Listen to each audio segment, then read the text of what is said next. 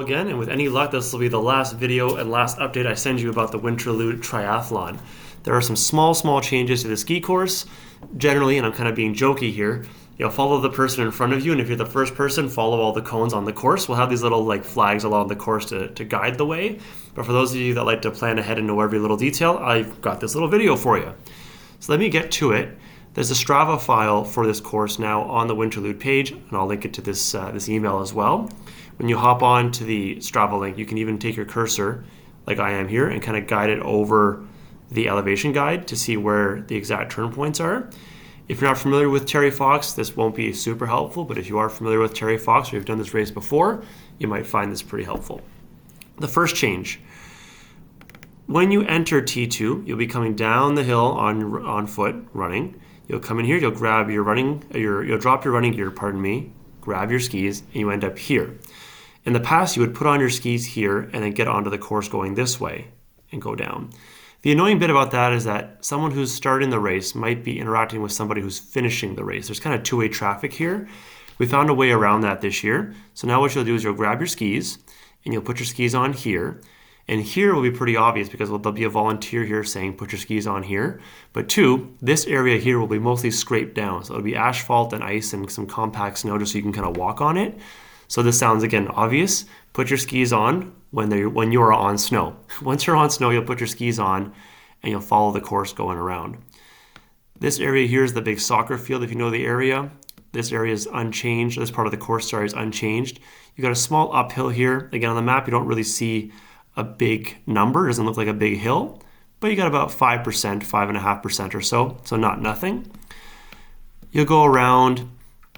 And many years ago, we used to send you guys through this little forested bit down here, but it's no longer wide enough to do classic and skate skiing.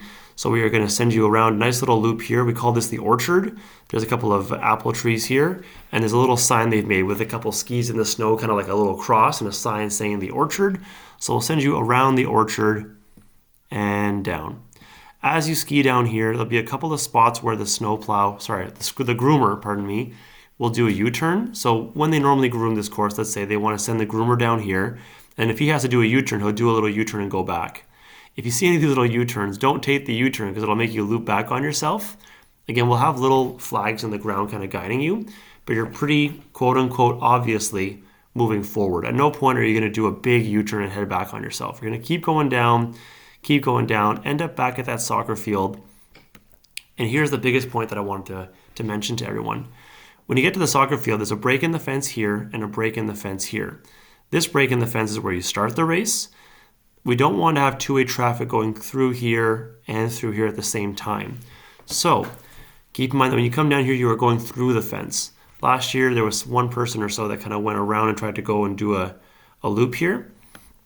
Other thing to note is that in years past, this is new for this year, we used to always send you down this little hill going this way. And this part is quite steep. It's historically icy.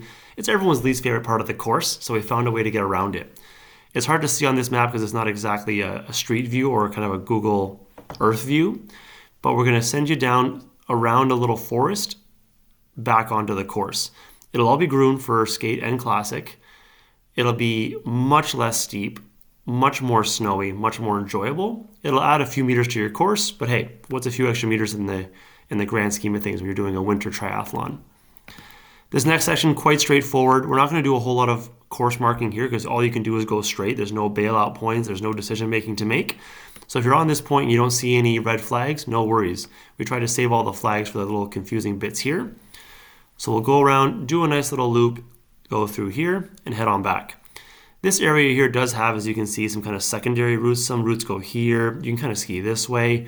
We'll put some red flags to mark out where you go. So follow the red flags that go all the way through.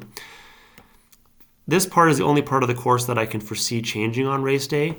Around 3 in the morning on race day, or between midnight and 3 a.m., the groomer will be out there doing one last grooming pass, and then we will go right behind him and set the course down with flags.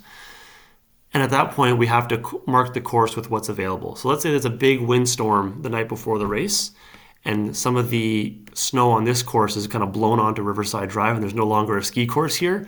Well, we're going to do plan B and do something like this or make an adjustment kind of thing. Plan A is to go around this way, etc., etc. But you can see with all these little offshoots, there's always a small chance that when you get on race day, the flags might guide you this way. The golden rule is to follow the flags. Even though this video might say, oh, we're going this way, if there's no flags going this way, that course is unusable in that moment. So we've made a plan B. So kind of, I don't want to say laissez-faire, go with the flow, but we have to adjust to Mother Nature and what it gives us, especially when we're grooming overnight at midnight, 3 a.m. with limited visibility and the race starting only a couple hours from now. We don't always have the option to send everybody a last-minute video when you're all driving to the course. So just follow the flags. It'll guide you to the right spot. Same thing here. This course is pretty straightforward. This section of the course is pretty straightforward. Not a whole lot of marking needed here. Go around, go around, go around. And when you get here, there'll be a volunteer and a sign yelling at you and telling you, turn this way for the finish line or go straight for loop number 2 or 3. You're all going to be doing 3 loops of this course. When you get here, you have to decide, okay, what loop am I on? How many more do I have to go? It's your job to keep track of the number of loops that you've done. You can use a watch to kind of track the distance and whatnot. Or as long as you don't get too much race brain and you can remember 1, 2, 3 laps, you'll be good to go. So when you get here, you have to decide, do I go and do a second loop or do I go to the finish line? If you're doing a second loop, the nice thing about this new adjustment is that when you come here, traffic from the starting skiers, so let's say you're one of the faster skiers and you're starting a loop 2 while someone's just starting a loop 1, you're both merging onto the widest part of the course and you're both moving in the same direction, so no two-way traffic. When you're finishing, you'll turn this way. Again, there'll be flags telling you to not cut the corner too tight. You don't want to cheat and take the short route. We're going to put some flags, make you go nice and around. And you'll have this finishing chute all to yourself with no traffic going the other way. There'll be a big archway from Bushtaka to mark the finish line. Go under the archway, call yourself a Winterlude Triathlon finisher.